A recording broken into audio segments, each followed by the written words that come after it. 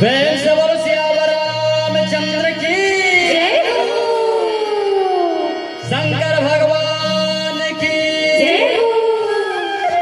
अष्टंगी दुर्गा भवानी की जय हो।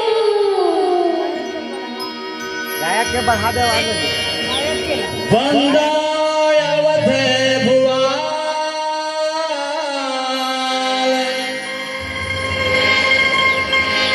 सत्य प्रेम जहि राम पद बिछुड़त दीन दयाल प्रियतन तीर्णैव परे तुलसीदास जी की पद कमल बारंबार मना गुण गाओ सिया राम की प्रभु हनुमत हो सा हे अनाथ के नाथ प्रभु आशुतोष अभिराम जय जय कैलाशपति प्रभु वैद्यनाथ सुखधाम सियावर रामचंद्र की जय। उमापति महादेव की जय। नीरे गाए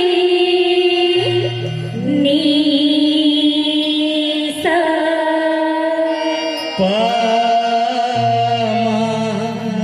पामगरे सा हिया कुंदेंद दो तो सारे हार धवला या शुभ्र वस्त्रावृता या विनावर दंडमंडित करा या सीत पद्मासना या प्रभाचयत शंकरहार प्रभृति देवहि सदा वंदिता सामा पातु सरस्वती भगवती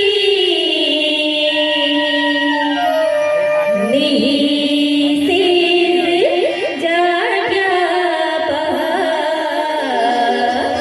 निःशेष जाज्ञापहा सियावर रामचंद्र की जय।